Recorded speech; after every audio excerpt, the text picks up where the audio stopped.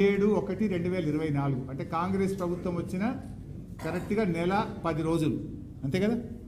నెల 10 మనమేమో 42 రోజుల్లో ఢిల్లీకి పోయి కృష్ణా నదీ జలాల పునః పంపిణీ చేయాలి, బిడ్డ 811 పంచాలని మనం కొట్లాడినాం. వీళ్ళు గవర్నమెంట్ వచ్చిన 40 రోజులకు ఏం చేసిండ్రు అంటే both the states will hand over the 15 prioritized components of Nagarjuna Sagar project and Srisailam project to KRMB within 1 month time period. నెల లోపల మొత్తం అప్పచెప్తామని రాసిచ్చారు.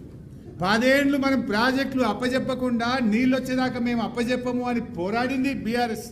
ప్రాజెక్టులు అప్పచెప్పకుండా కాపాడింది బీఆర్ఎస్. రాష్ట్రం వచ్చిన 42 రోజుల్లోనే 811 పంచాలని ఢిల్లీకి పోయి కొట్లాడింది బీఆర్ఎస్. వీళ్ళ ప్రభుత్వం వచ్చిన 40 రోజులకే ఈ ప్రాజెక్టులు మీకు అప్పచెప్తాము అని చెప్పి రాసిచ్చిండ్రు. దీని మీద కేసీఆర్ గారు గర్జించిండ్రు. ఇప్పుడు చూడండి ఒకసారి.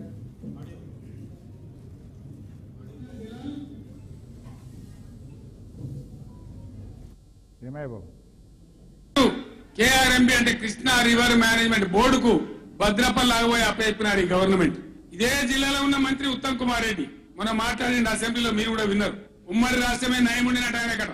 ఉమ్మడి రాష్ట్రమే మంచిగా ఉండే ఇప్పుడు మంచిగా లేదట.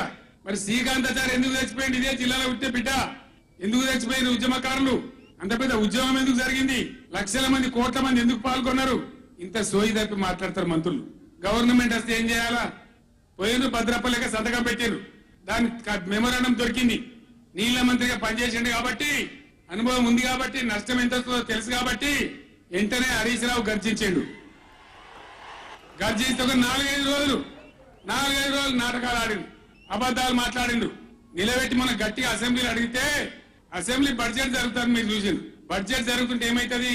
బడ్జెట్ అతి ముఖ్యమైన విషయం. ఎప్పుడు కూడా చరిత్రలో దాన్ని పక్కకు పెట్టి వేరే అంశాలు తీసుకోరు. కానీ అగమేఘాల మీద జరుగుతుంటే, ఆ రగడ జరుగుతుంటే బిడ్డ మీ సంగతి బదాలను నిలబెట్ట మిమ్మలను ప్రజల ముందే తెలుసుకుంటాం అని నల్లగొండ చెరువు నల్లగొండ నేను పిలిపించిన. అంటే ఇప్పుడు మీరు చూడండి, ప్రాజెక్టులు అప్పచెప్తూ ఒకవైపు తీర్మానం చేసిండ్రు, కేసీఆర్ గారు గర్జించిండ్రు. నెక్స్ట్ ఏమైందో చూడండి. ఇది మళ్ళీ లెటర్. ఇది 27 జనవరి 2014. ఇక్కడనేమో 17/1/2024 కరెక్ట్గా 7 రోజులకు బీఆర్ఎస్ పోరాడంగానే 10 రోజులకు 17 నాడేమో అప్పచెప్తామన్నారు. 27వ తారీఖు నాడు ఏమిచ్చిండ్రు? But the same was recorded in Telangana and agreed to hand over the components which is not correct.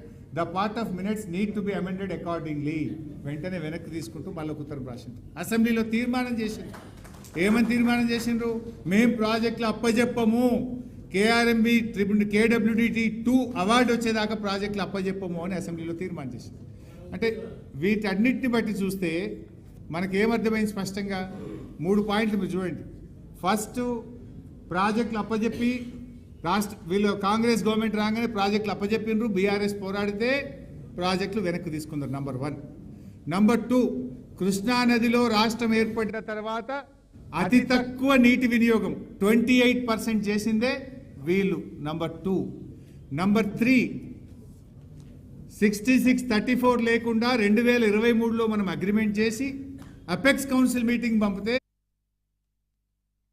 24-25కు మళ్ళీ 66-34 తోని అగ్రిమెంట్ చేసుకొని ఇంకొక తప్పు చేసిండ్రు. నంబర్ 3. ఇక్కడికి 3 అయినాయి, ఇంకా ముందుకు పోతా. రాయలసీమ లిఫ్ట్ అసలు నాకైతే అర్థమే కాదు. అబద్ధం ఆడడానికి అన్నా కొంచెమన్నా సంశయం ఉండదా? మనుషులకు కొద్దిగా అరే ఎవరిని అనుకుంటారు, బయట అడుగుతారు రేపు సమాజం అనేటువంటి దాన్ని కొద్దిగానే ఉండద్దా? నిన్న వాళ్ళు మాట్లాడతారు, రాయలసీమ లిఫ్ట్ను ఆపిందే నేను చంద్రబాబు నాయుడు చెవులో చెప్పినా నేను చెప్పంగానే నేను ఆపిండట. అరే ఎట్లా అది ఆధారాలు చూపిస్తా చూడండి. అసలు బీఆర్ఎస్ రాయలసీమ మీద కొట్లాడలేదు, బీఆర్ఎస్ ఫెసిలిటేట్ చేసింది, బీఆర్ఎస్ రాయలసీమ లిఫ్ట్ ఇరిగేషన్కు అనుకూలంగా పనిచేసింది అని చెప్పి మాట్లాడతారు. ఇప్పుడు నేను దాని ఆధారాలు చూపిస్తాను. రాయలసీమ లిఫ్ట్ జీవో వచ్చింది 5/5/2020. కానీ దానికంటే ముందే 6 నెలల ముందే పేపర్లలో వార్తలు వచ్చినాయి. కాంగ్రెస్ ప్రభుత్వం ఇట్లా రాయలసీమ లిఫ్ట్కు ప్లాన్ చేయబోతుందని ప్రముఖ పత్రికల్లో, ఆ పత్రికల పేర్లు కూడా ఇక్కడనే చూడండి, V6, Sakshi, Andhra Jyothi, Times of India, Indian Express, Eenadu, ఇట్లా చాలా పేపర్లు ఉన్నాయి. అయితే పత్రికల్లో వార్తలు వస్తే మనం 29/1/2020 జీవో వచ్చింది 5/5/2020 అంటే 6 నెలల ముందే కేంద్ర ప్రభుత్వానికి రాయలసీమ లిఫ్ట్ ఇరిగేషన్ కట్టామని ప్రయత్నం చేస్తున్నారు. దాన్ని ఆపాలే, తెలంగాణ ఎట్టి పరిస్థితుల్లో అంగీకరించదు, ఇది చట్ట విరుద్ధము అని ప్రాజెక్టు జీవో రాకముందే 6 నెలల ముందు మేము కంప్లైంట్ చేసింది మన బీఆర్ఎస్ ప్రభుత్వం. అది మన నిజాయితీ. ఇవి అపెక్స్ కౌన్సిల్ మీటింగ్లో కేసీఆర్ గారు మాట్లాడిన minutes. AP stated Rayalaseema lift irrigation and Pothireddypadu expansion on river Krishna for which Telangana has objected 6th October 2020 అంటే సెకండ్ అపెక్స్ కౌన్సిల్లో రాయలసీమ ఎత్తిపోతలకు తెలంగాణ అబ్జెక్షన్ చెప్పింది అనేది అపెక్స్ కౌన్సిల్ మీటింగ్ మినిట్స్. అది కేసీఆర్ గారు స్వయంగా దానికి అబ్జెక్షన్ చెప్పింది. కింద చూడండి. He stated that Pothredipadu project of AP does not have any water allocation to KWDT1.